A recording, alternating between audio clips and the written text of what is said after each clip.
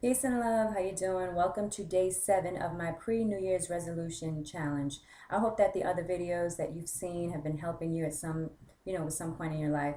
But today I wanted to talk about my campaign that I'm doing called End Obesity Today, which is very, very important to my heart. I actually didn't even go to sleep last night. I went to bed at 8 a.m. for a couple of hours, but when I started doing some research last night, I was so surprised by the rates that how obesity has gone up over the years. And from website to website, I just started taking down information and putting it in my own words, and what was important to me will grab my attention the most. And I just want to share that with you. So if you have a moment, if you have children in your life, children of your own, nieces, nephews, anybody that's important to you who is a child or a teen, please take a moment to listen. All right. As you know, my name is Genevieve Neimani, personal trainer, youth fitness specialist, and motivational speaker. Pardon me for reading from paper. I usually just speak verbatim, but I didn't want to leave anything out. So excuse me for reading, but I'm going to continue. For all you educators, community leaders, and activists out there, I'm inviting you to join me as I strive to create programs to put an epidemic to an end that is taking over the lives of our youth at an alarming rate. Obesity has reached an overall high in New York State and all across the nation. While several epidemics can be defeated by just a vaccine or the pop of a pill, obesity, as you know, is completely different. It requires access to affordable opportunities for physical activity as well as nutritious foods and changes in behavior.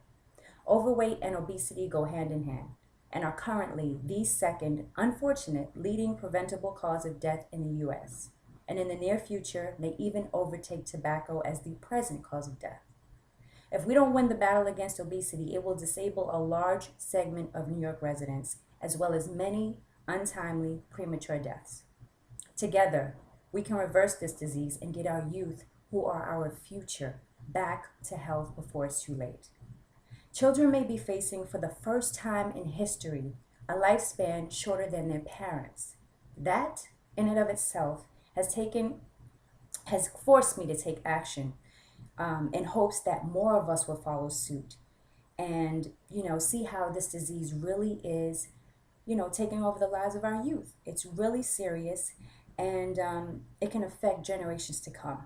Obesity in children and adolescents has tripled over the past 3 decades. That is what I couldn't believe. I know I see kids, who are overweight walking around, but I did not know that it tripled. That really killed me. Um, 1/3 of New York's children are obese or overweight. Healthcare to treat obesity related illnesses and conditions throughout the U.S. costs an estimated $150 billion, and in New York State, $7.6 billion every single year. Those numbers are nothing to play with. If there isn't a sufficient and fast change, our youth are at risk for type 2 diabetes, heart disease, high cholesterol, high blood pressure, several forms of cancer, and asthma. As a fitness professional, it is my duty to implement change in schools throughout America and to motivate as many as I can before leaving this earth. It hurts my soul to the core when I see a child refraining from activity due to their fear of being ostracized by their peers. I'm getting a little emotional because whenever I'm doing boot camp, sometimes, an overweight child will come over to me and ask if they can join the boot camp. And one child did, and they couldn't keep up. And I saw them on the bleachers sitting by themselves afterwards, and they were crying. And I went over to them, and they said, no, I'm never going to fit in anywhere. And, it got really personal for me. And that's when I started taking obesity really serious and doing more research on it.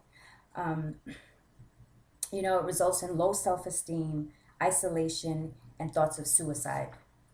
And I would like to form fun and effective programs in schools that are lacking the daily requirement of physical activity.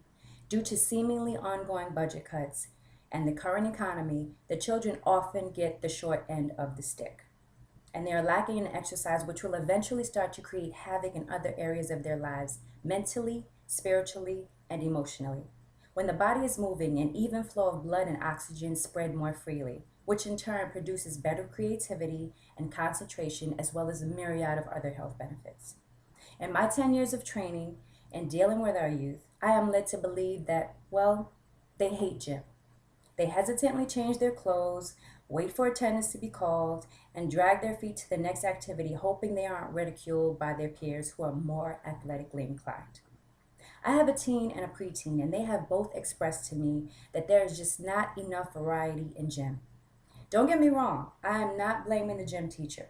I am aware that there are certain time constraints and limited funds. However, our voice as the educator, should be heard and more action should be taken for our children. We have to fight for them more and often. And once they know that without a doubt we care, I mean, we really, really care, I can almost guarantee that we will see a positive change. The bottom line is that a 30-minute gym workout is just not going to make it. Twice enough? Twice a week? That's not nearly enough for the average child, let alone for someone being on the verge of being obese. I will continue my mission for, traveling to schools throughout the East Coast on educating our youth to know that working out shouldn't be a chore. It really shouldn't, but a way of life, an ongoing positive habit that should not be broken until the day they can no longer have a pulse.